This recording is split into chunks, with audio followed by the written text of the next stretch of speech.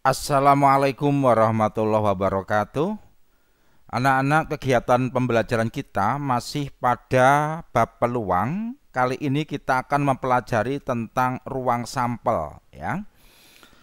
Oke, kita masuk pada materi tentang ruang sampel. Sebelum kita mendefinisikan itu apa ruang sampel, ya. Di sini ada pengertian tentang percobaan dulu. Apa itu percobaan? Percobaan itu adalah kegiatan yang dapat diulang-ulang, ya. Sekarang diperhatikan, suatu kegiatan itu yang dikatakan suatu percobaan itu contohnya gimana? Nomor satu diperhatikan, pelemparan sebuah koin sekali, gitu ya. Jika punya koin satu dilempar berkali-kali pun, gitu ya, itu tidak ada pengaruhnya, ya. Kegiatan seperti ini namanya adalah percobaan karena tidak bertentangan dengan norma dan hukum. Nomor dua, pelemparan dua dadu sekali misalkan, itu juga percobaan karena bisa diulang-ulang, gitu ya. Nomor dua, pengambilan dua buah kelereng merah dari kotak yang berisi 4 kelereng berwarna merah dan 2 kelereng berwarna putih. Nah, itu juga namanya percobaan. Oke, sekarang perhatikan. Jika pada percobaan, ya, percobaan itu nanti dilakukan percobaan, maka muncullah namanya adalah kejadian. Kejadian itu apa? Kejadian itu adalah hasil dari suatu percobaan, ya. Dari kejadian ini, gitu ya, maka nanti akan muncul banyak kejadian, ya. Nah, kejadian-kejadian yang muncul dari suatu percobaan itu maka dinamakan adalah ruang sampel.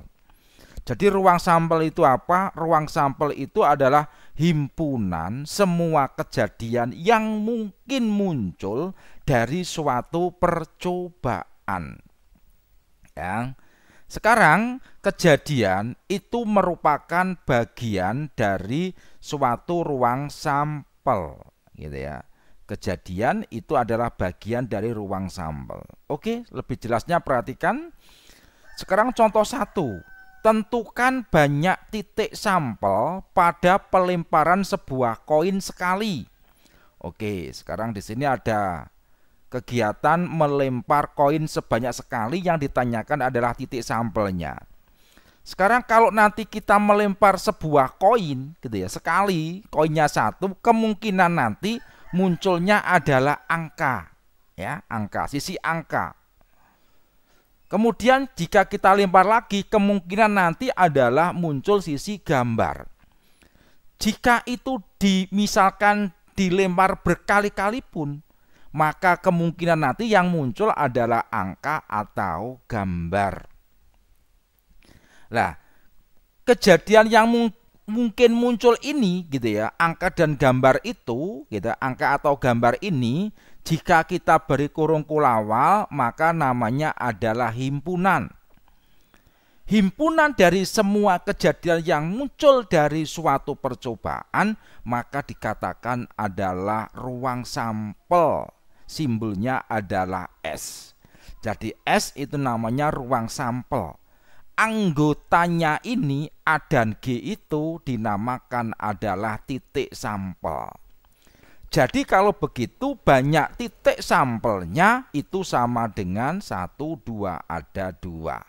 Simbolnya titik sampel karena di sini himpunannya S, maka kardinalitas dari himpunan S atau banyaknya anggota himpunan S itu sama dengan 2. Contoh berikutnya, tentukan banyak titik sampel pada pelemparan 2 koin sekali. Koinnya ada 2. Nah, karena koin ada 2, nanti setiap kali melempar pasti ada 2 kemungkinan, ya. Yang pertama, mungkin koin pertamanya adalah angka, kemudian koin keduanya angka lagi. Maka bisa kita tulis angka-angka. Mungkin koin pertamanya angka, koin keduanya gambar. Bisa ditulis angka gambar. Kemungkinan berikutnya, koin pertamanya gambar, koin keduanya adalah angka. Berarti gambar angka. kemungkinan berikutnya koin pertamanya gambar, koin keduanya gambar. Jadi gambar-gambar gitu ya. Nah, sehingga ini semuanya jika kita tulis gitu ya, ruang sampelnya itu yo angka-angka, angka gambar, gambar angka dan gambar-gambar. Maka kalau begitu banyaknya titik sampel atau anggota S-nya itu ada 4. Secara umum NS itu adalah pelemparan koin ya, K koin sebanyak sekali. Pelemparan K koin sekali itu rumusnya banyaknya titik sampelnya itu sama dengan 2 pangkat K. Jadi kalau koinnya 1, 2 pangkat 1 berarti 2 tadi sudah. Koinnya 2, 2 pangkat 2 berarti 4. Koinnya 3, 2 pangkat 3 berarti 8 dan seterusnya. Berikutnya sekarang contoh yang ketiga, tentukan banyak titik sampel pelemparan 2 dadu sekali gitu ya. Oke, sekarang melempar dadu sekali. Dadunya ada 2. Nah, kalau seperti ini lebih mudahnya kita buat dalam bentuk tabel ya. Di sini ada 2 dadu, misalkan dadu pertama, dadu kedua. Ini dadu pertamanya yang hitam, dadu keduanya yang merah. Ya. Kemungkinan nanti kalau dilempar itu munculnya adalah 1-1. Karena dadu itu kan matanya 1, 2, 3 sampai 6 gitu ya. Oke, berarti kemungkinan 1-1. Kemungkinan lagi 1-2. Kemungkinan lagi 1-3, 1-4, 1-5, 1-6. Di dadu pertamanya itu adalah 1, dadu keduanya 1, artinya begini ini. Kemudian berikutnya kemungkinan kan 2-1 dan seterusnya sampai 2-6. Mungkin 3-1 sampai 3-6.